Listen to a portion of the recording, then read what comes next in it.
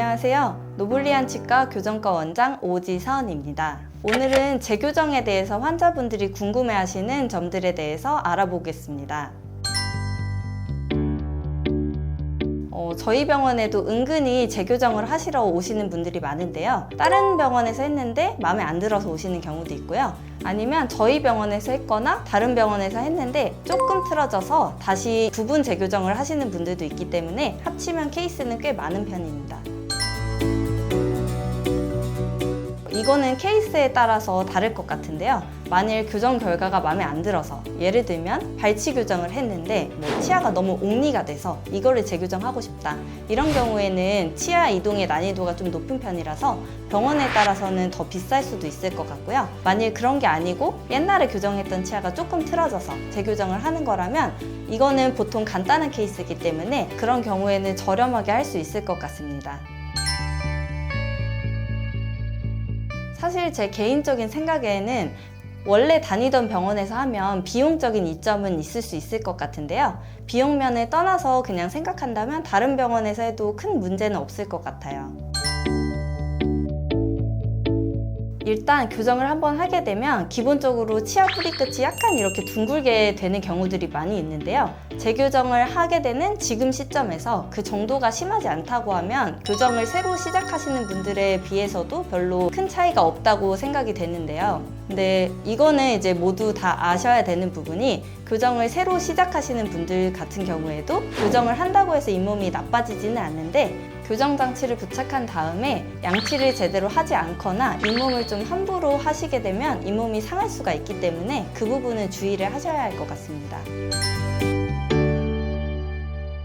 없어도 괜찮지만 있으면 더 좋습니다. 아무래도 이전 진료 기록이 있으면 더 좋죠. 일단 처음 상태를 확인할 수 있다는 것이 가장 큰 장점이고, 그걸 토대로 환자분하고 이제 다시 상담을 하면 원하시는 부분이 명확해지기 때문에 더 좋을 것 같고요. 그리고 특별히 교정할 때 어려운 점이 있었다고 하면 차트에서 또 확인이 가능하기 때문에 도움이 됩니다.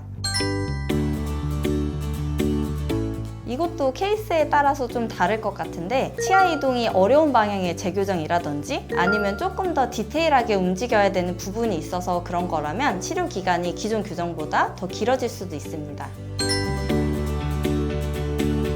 치아 교정이 끝나면 무조건 재발이 일어난다고 보셔야 되는데요. 유지장치를 하지 않으면 무조건 재발은 일어나게 됩니다. 그렇기 때문에 고정식 유지장치는 필수적으로 하는 거를 일단 권유를 드리고요. 가철식 유지장치 같은 경우에는 병원에서 권유하는 만큼은 착용해 주시는 거를 권장드립니다.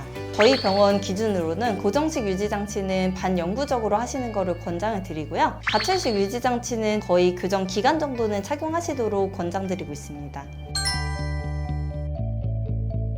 이갈이가 생기면 재교정 자체에 문제가 된다기보다는 기본적으로 교정 치료에 마이너스가 됩니다.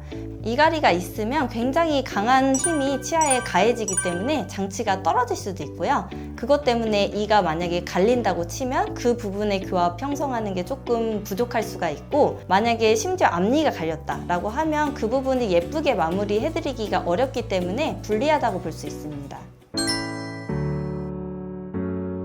교정 전에 치아 상태로 완전히 돌아가는 것은 사실 불가능한데요. 교정으로 치아를 이제 다른 위치로 옮겨 놓으면 그 위치에서 치아의 주변 조직 같은 게 다 적응을 한 상태이기 때문에 이전으로 완전히 되돌리는 거는 사실 불가능합니다. 그렇지만 예를 들면 내가 교정하기 전에 옥리가 아니었는데 옥리가 돼서 그 부분만 고치고 싶다고 하면 부분적으로 개선은 가능할 것 같습니다.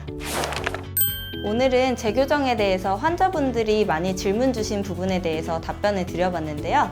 이 영상으로 궁금증이 많이 해소되셨으면 좋겠습니다. 지금까지 노블리안 치과 교정과 원장 오지선이었습니다. 감사합니다.